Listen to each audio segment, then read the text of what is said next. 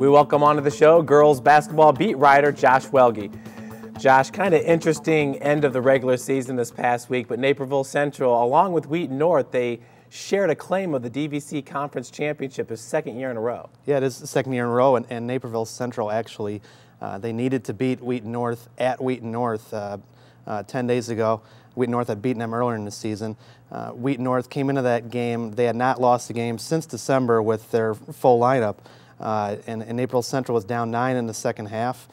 Came back and won a very close game. Emma Ondyke hit a go-ahead three-pointer with about a minute and a half left. Great win for Naperville Central.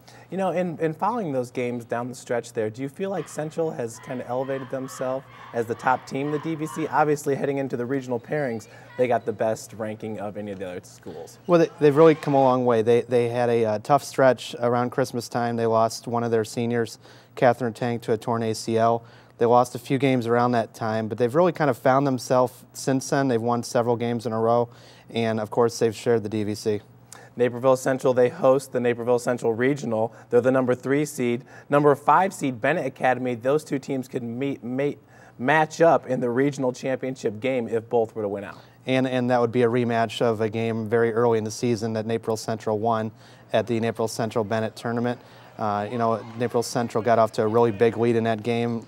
Bennett came back and almost won the game, but Naperville Central won that. It's a game that I'm sure Naperville Central, they're not looking past Bennett to sectionals because they know Bennett's played an extremely difficult schedule, but probably a matchup there. Just like you said, the Red Wings, again, another tough schedule. They right now are 15-11 overall, 5-5 in the ESCC. But Bennett, pretty much a perimeter team. They lack the big scorers underneath, and they're also playing this year without Brianne Riley, a point guard for them. Right, Brianne Riley, who's an outstanding volleyball player, is committed to Kansas for volleyball.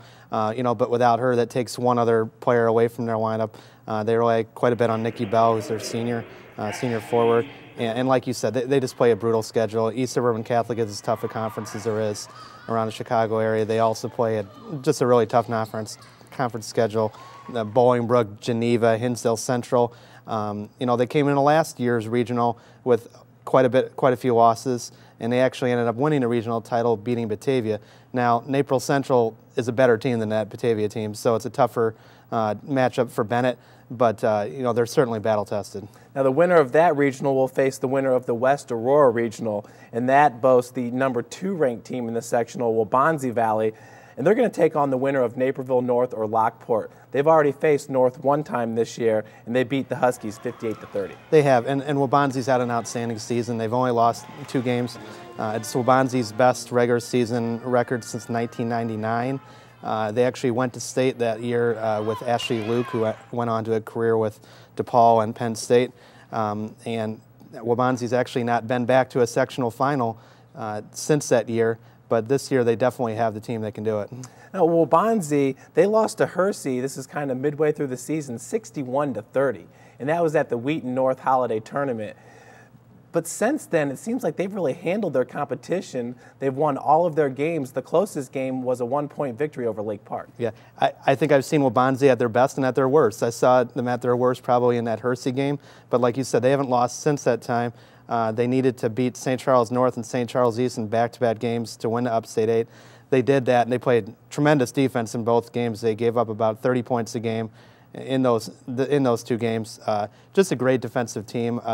Their assistant coach, Dave Sauerbaugh, who used to be the Waubonsie head boys basketball coach, one of the Waubonsie players, Erica Jordan, who's their best defensive player, she gave Sauerbaugh a lot of credit for helping Kim Cannell, their first-year head coach, with the Waubonsie defense. Naperville North, they boast 2 really good freshmen. They faced off with Naperville Central back-to-back Mondays, and they lost both those games. But since then, been playing some really good basketball. They've got a 7-20 overall record right now, 5-9 in the DVC. They do, and like you said, they're a young team, and like to say about Rome, it wasn't built in a day, and neither is the girls' basketball program. But in that the one Naperville Central game, they actually got off to a 10-point lead early on Central and really made Central battle for that win.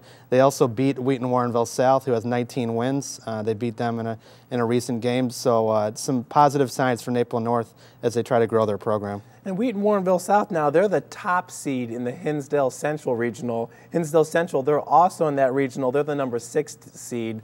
So Wheaton Warrenville South, a 4 seed, Hinsdale Central, a 6 seed. How do you kind of see that regional shaping up? Very interesting matchup. Wheaton Warrenville South, last year they only won 6 games.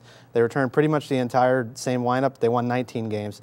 But now they're probably going to have to get past Hinsdale Central to win that regional. They first might have to match up with Neuqua Valley, who's improved quite a bit over the last couple months. Yeah, you talk about Neuqua Valley. They started the season 1-9. Now they're at 9-16, 5-5 in UEC. Yeah, you know, they've really done a great job after a tough start. They started 1-9. They lost 3 players to transfer to Neuqua Valley. They lost another player that left the state. They had some injuries, but really come a long way since then. They've gone 8-7 since that time. Jenna Marsali, who's committed as a D1 softball player, she's really done some good things for them. Taylor Francisconi, another key player for them. But they've really turned around after a tough start. Hinsdale Central, they've won a regional every single year that Toni Kokenis has suited up for the Red Devils. This year is her senior year. She's headed to go to Stanford. Do you feel like Hinsdale Central is playing their best ball this season right now? Perhaps, yes. They actually beat Fenwick yesterday. They handed Fenwick their only loss with Trisha Liston, who's their All-American that's going to Duke. Toni Kokenis had 25 points in that game, and they're going to go as far as Toni's going to take her. I mean, she's as good a point guard as there is in the state. Well, Josh, it should be exciting regional matchups heading to the Oswego East Sectional, so it should be fun. Definitely should. Thank you. All right, well, thank you for joining us, and stay tuned for some postseason hockey after this short break.